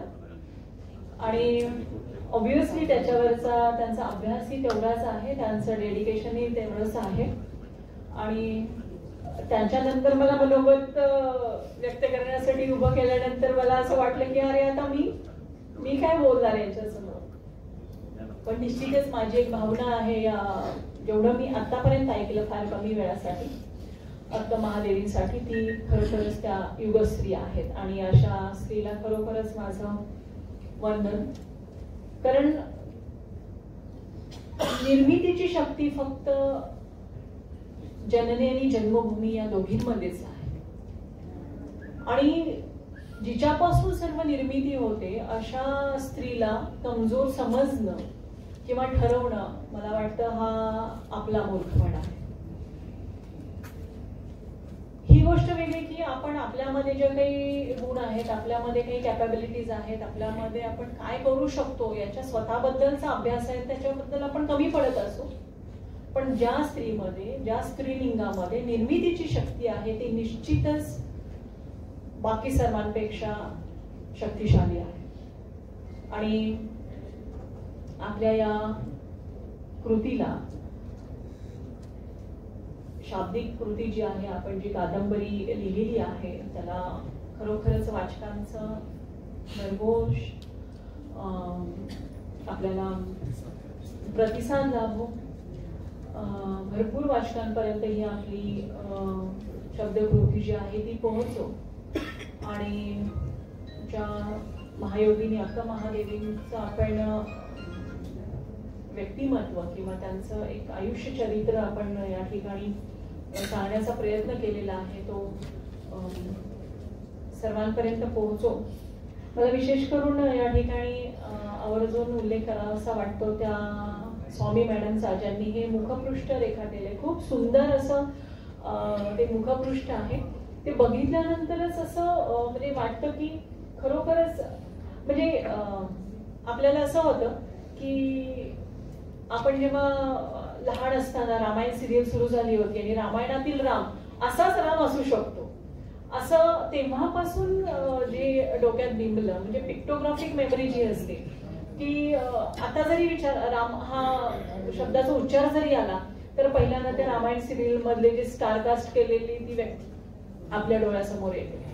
पण तसं अक्का महादेवींचं हे जे काही चित्र आपण रेखाटलेलं आहे, या चित्रातून ते स्वतःच इतकं सेल्फ डिपिक्टिंग आहे की त्याच्यातून लक्षात येतं की त्या कशा असू शकतील. म्हणजे मुखपृष्ठ आणि आतील रचना ह्या दोन्ही गोष्टी खरोखरच खूप चांगल्या आहेत. वेळ मिळेल तसं मीही वाचेन. पण खरोखरच आपल्याला खूप साऱ्या शुभेच्छा. आपण खूप छान वैष्णव समाजाला एक भेट दिलेली आहे असं आम्हाला वाटतं. तर आपल्या भावी वाटचालीसाठी पुन्हा एकदा शुभेच्छा देऊन मी माझे 2 शब्द संपवतो. तुम्ही म्हणत होताय की वृक्ष क्षेत्रात मला काम करावं लागतं, पण पुस्तक प्रकाशनासारख्या साहित्यिक आणि सांस्कृतिक कार्यक्रमासाठी आपण दिलेला जो इतका वेळ होता त्यातून खरोखरच मनातली हिरवळ तुम्ही जपली आहे हे आम्ही आज निश्चितपणे सांगू इच्छितो. आणि अक्का महादेवींवरती इतक्या विविध तऱ्हेनं आपण आज मनोगत ऐकली. पण 20व्या शतकातही आज आपण स्त्रीवादाचा उच्चार करतो किंवा स्त्रीवादी विचार मांडतो, परंतु 12व्या शतकात अक्का महादेवींनी जो एक स्त्रीवादाचा उद्गार त्यांना आपल्याला म्हणावं लागेल किंवा अस्मिता आणि आत्मभान त्यांनी त्यांच्या कृतीतून जपलं होतं, यावरती आपल्या मनोगतामध्ये आपण निश्चित प्रकाश झोत टाकला आहे. धन्यवाद त्याबद्दल. यानंतर मी आमंत्रित करते श्रीयुत राहुल बिराजदार यांना की त्यांनी आभार प्रदर्शन व्यक्त करावे. परंतु एकीकडे 21व्या शतकाकडे वाटचाल करत असताना पुस्तकांमध्ये असणाऱ्या शब्दांवरती जी काही बोटे फिरायची ती कुठेतरी आता मोबाईलवरती फिरत आहे. आणि कुठेतरी तो जो काही हातांचा जो स्पर्श आहे तो स्पर्श जर खऱ्या अर्थाने जाणवायला हवा असेल तर नक्कीच माणसांनी पुस्तकं वाचली पाहिजेत. कारण पुस्तकं वाचणारी माणसं ही पुस्तकं जी वाचणारी जी माणसं असतात पुस्तकं वाचल्यानंतर त्यांचा जो मस्तक बनतो तो पुस्तकी मस्तक असतं. आणि पुस्तकी मस्तक हे सगळ्यात श्रेष्ठ मस्तक असतं. आणि जे सगळ्यात श्रेष्ठ मस्तक असतं ते कुणाचं हस्तक नसतं. आणि जे कुणाचे हस्तक नसतं ते कधीच कुणासमोर नतमस्तक होत नसतं. इतकी मोठी ही शब्दांची ही संस्कृती आपल्या समोर आज ठिकाणी लाभते. त्यामुळे मला वीरशैव विजयच्या वतीनं जाता जाता फक्त इतकं या नवोदित लेखकांना सांगायचं आहे की जे काही वीरशैव पंथातून किंवा बसवेश्वरांच्या विचारांपिढीतून जे काही लेखन सामग्री इथून पुढे करण्यात येईल त्याच्यामध्ये जर त्यांना कुठे अडचण येत असेल तर वीरशैव विजय नक्कीच त्या साहित्य क्षेत्रामध्ये त्यांना मदत करू इच्छिता. आणि तुम्ही एकले नाही, तुमच्यासोबत बसवण्यांचे विचार असतील, तुम्ही एकले नाही, तुमच्यासोबत ग्रामदेव सिद्धरामेश्वरांचा आशीर्वाद असेल, तुम्ही एकले नाही, तुमच्यासोबत वीरशैव विजन असेल. हा रात्रीचा काळोख नाही, ही पहाटेची नवी सुरुवात आहे. एवढं फक्त तुम्ही लक्षात ठेवून वीरशैव विजन सोबत नक्की तुम्ही कार्यरत राहा. आजच्या कार्यक्रमाला वेळात वेळ काढून उपस्थित राहिलेले आदरणीय doctor Vaishali Kadukar madam, medical officer आदरणीय स्मिता पाटील मॅडम व तसेच दत्ता अण्णा व तसेच बाबूराव मेंद्रगे सर, वीरशैव विजनचे गुरुकुले सर आणि तुम्ही सर्व रसिक प्रेक्षक आणि ज्यांनी ही वाचन संस्कृती आपल्यापर्यंत पोहोचवली अशा आदरणीय श्रुती वडापडा मॅडम, या सगळ्यांचे मी वीरशैव विजनच्या वतीने पुनश्च मनपूर्वक आभार मानतो आणि अध्यक्षाच्या पूर्व परवानगीने आजचा कार्यक्रम इथे संपला असे जाहीर करतो. जय हिंद, जय वीरशैव विजन.